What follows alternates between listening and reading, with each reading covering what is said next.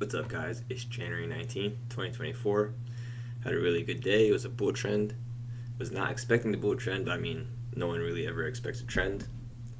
I just recorded this whole thing with my mic turned off, so I'm gonna try my best not to speed through this. Literally, right at the end, I looked down and saw my mic off, and I was like, really? I had probably should be the first thing I check. So yesterday we had that wedge bottom bull flag. This was drawn in from like 2 seconds ago, 5 minute last video. Gap up, bull flag, and a breakout. And then today we see a continuation. Bar one's not good for the bulls. It shows a big bear bar, no continuation after a gap up above yesterday's high. I like to look for reversals around yesterday's high. This time it was a continuation. What really got me today was bars 1, 2, 3, 4, 5, and 6 are showing a range bound environment. But then what is going on within this range bound? The market is slowly pushing higher. The bear bars are getting smaller, and there's no time for the bears under the market in the last like 12 hours. I mean, not 12 hours. I don't know how you want to count the overlap of the last.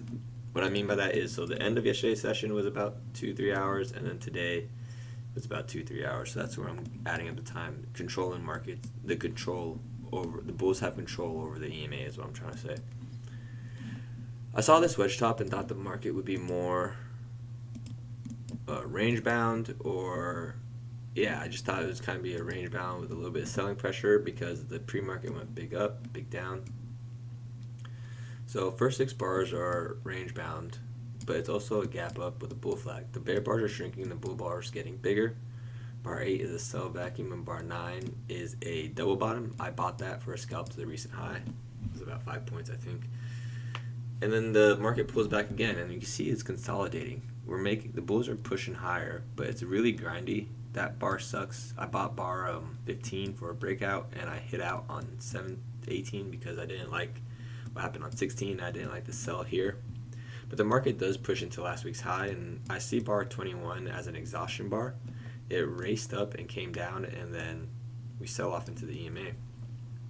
I was done trading by today. I just really wanted to take it easy, catch my 5 points, and go into the weekend. I'm really close to the payout, so I'm just trying to play it really smooth and cool, and then, as I get better, I'll keep pressing the day, because I really wanted to press today, but I just didn't feel it was the right idea. My plan was to make about 5 points and call it early, and that's what I stuck to. So we have that deep pullback, and it bounced off the EMA for another deep pullback. So now bulls are getting bulls are getting micro gaps here, and now they got one here. Here we can see 3 legs down, leg 1. No, excuse me, leg 1, leg 2, pull back leg 3. Wedge bottom, bull flag, good follow through. This bar overlaps this bar, but we can see the follow through right here. Pull back into the EMA. This is another 2 legs down, leg 1, or 3 legs, leg 2, leg 3. This wick is an implied leg 3, so you have to just read that from a fractal perspective. That's still a wedge bottom with bullish pressure. With the last 4 hours being all bulls, bulls control the time over the markets right now. 33, 34, 30. What is that? 33, 34, and 35. Pushed strong into last week's high, and there's really no selling pressure. There was selling pressure on this bar, but this bar also raced up, so that could be seen as temporary exhaustion and a pullback. With bar 35 now, it's a strong close, and bar 36 is follow through. Bar 37 also looked like an exhaustion. I was watching the markets race up, come down, race up. It was bouncing around. Bar 38 is a lower high double top. I think a lot of people got trapped here, and they got leg 1, leg 2, and if you didn't hit out, really, you had like another 5 minutes to hit out on that bar, and if you didn't, you're underwater until bar 43. Bar 43 is an opportunity for bar 38 bears to get out. They short here, short higher, and get out at the 50% level, and bar 44 shows the bears closing their position and bulls buying the dip. This is a pullback for the bulls. It also gives the bears an opportunity to get out of a losing trade. This pullback also gives traders who missed this leg to get in. So there's multiple reasons for this leg to happen from a context perspective.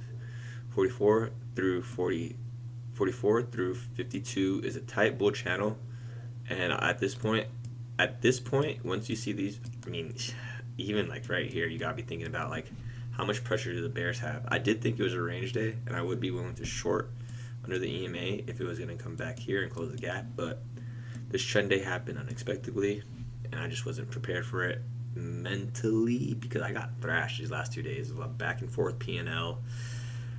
Only had one red day, actually, now I'm thinking about it. It was just it was a tough red day, tough trading day. I don't know where I was going with that. Anyway, so tight bull channel, and we see a small leg 2. If this was like a leg 1 breakout, leg 2, it's becoming asymmetrical, and the market goes range bound. With this much pressure, you got to ask yourself, do we have time and day for a pullback and a new high? Maybe if the pullback happened here, we could have kept going, but the market really just ranged for about an hour, 2 hours here, and then ranged here. The rest of the day was a trend day. Really good day for the bulls. I wanted to point something. Oh, the measured moves for today. Let's check it out. And you guys and you guys know that there's a micro gap here. I can't remember if I talked about the micro gaps in this video or the video I had no mic up. I'm trying to think, am I repeating myself in this video or the last video? So we can see all the bull gaps are staying open. It's a bull gap. That's a nice strong bull gap. I don't know what the hell that was. Alright, there's a bull gap. Last leg in a trend could be the first leg in a range. Last leg. Pullback failed. Bulls buy the dip. Market races for exhaustion. Bears don't panic. They short the highs and they get their pullback into the EMA and the market goes sideways. Really hard day to make money if you're a bear. Pretty much can't make money unless you're scalping the open. But if you're taking that, you're shorting above the EMA on a gap up after a bull trend, so you are braver than I am. And this is what I wanted to see, if the measured move from yesterday was going to play out. Here's yesterday's high to yesterday's close. And yeah, a measured move from yesterday's breakout worked, but we would miss about 10 points here. So it did work, but what would be the measured move?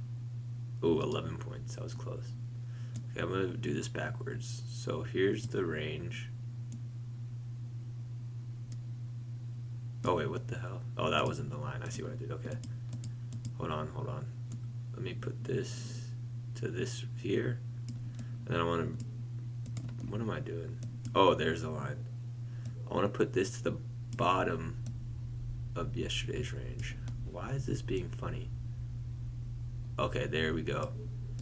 So to get a full of this move, wow, so that's actually it. Okay, so it started from 2 days ago. Breakout, so following wedge, breakout, pullback, breakout, and that was your measured move. That's obviously the super highly not probable play. I mean, the trend in itself, buying the close, is a high probable trade. But to get, what is that, like 60 points? That's not highly probable, if that makes sense. About 60 points. So I hope I'm explaining this correctly. It's not highly probable to get a 60-point day, but it is a high probable bet to take these trades, if that makes sense, because the trend will keep going, but the trend in itself is a low probability event. I hope I explained that right without being too confusing. Insane, man. The daily chart looks crazy. Yeah, there's that wedge top breakout, triple top here. I thought this would be strong enough for continuation. I didn't think it'd be this strong. We just took this measurement. I just want to see what it looks like on the daily chart. Okay. Yeah, so it'd be hard to catch a straight up measured move of today's price action. What about like this though? From this to bar 18. Okay, so that's obviously not working either. I'm trying to figure out if there was a measured move we can pull today to catch the high. This breakout range also did not let us catch the high. You have to rely on your price action skills a little bit and context reading to hold on to this trade, because I'm really trying to figure out the measured move here. We can go from here to here and pull back. That's leg 1, leg 2.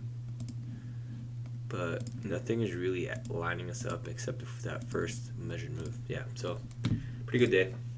Strong continuation on the daily chart. It's getting very bullish. Where are we in the overall time? That is not all-time highs, is it? Are we making new all-time highs today? Is my chart even right? Wow, I would be way more inclined to buy if I knew this was all-time highs because that's literally a yearly breakout. Is this all-time highs? Hold on, let me zoom out a little bit more. Is my chart like my contract rollover might be a little funny. It looks like we made all-time highs, but I didn't even see anyone post about it, so my numbers might be wrong. Doesn't matter though. Price action is still the same. This is a 45-minute chart. I'm not going to be using the hourly chart anymore. 45-minute chart folds better, so the 5 folds into the 15 3 times, 15 folds into the 45 3 times, whereas the 5 would fold into the 15 3 times, 15 folds into 40, 15 folds into the hourly chart 4 times, 15, 50, yeah. So that means if I wanted to use fractal price action, my mind would have to group 4 15-minute bars to get to the hourly chart, whereas if I do 5, 15, 45, it's just 3 bars. Every 3 bars is the same, if that makes sense. So I can start to think about the markets from the same perspective, just different time frames. You don't have to really do any of that. The EMA doesn't change. That I'm using a 45-minute on the 5-minute chart now. It really didn't change anything. I'm just doing that so I can think about what 3 bars are combined. So I could think like, okay, this is a really strong 15-minute bar. This is another really 1, 2, 3. This is a sideways bar that makes 30 minutes, and then from here, that's another 15 minutes. So on the 45-minute chart, this bar opened here and closed here. So that's a strong bull bar. I want to see if I'm calling this right. Something similar. And then it would have a tail, a very small tail. Something like that would be the 45-minute bar. Should I change it? Okay, I was kind of right, but the minutes were off. You see this bar right here? Like I did the wrong overlap of the 15-minute bars. 5-minute. Oh, the tail's on the bottom and a little wick on the top. But you guys get the idea. It's just easier to read multiple bars over time. So that's why I was doing it. I hope you guys had a good weekend and studied. We have 8 more training days left in the year. I wish, yeah, right. Left in the month. Hit the sub button. I appreciate you guys always tuning in. Trader, Chick, Jared, everyone. There's been a lot of love in the comments lately. Thank you for your support. I hope you guys are learning. Use your stop loss. I hope you guys had a good weekend. I'll talk to you guys tomorrow.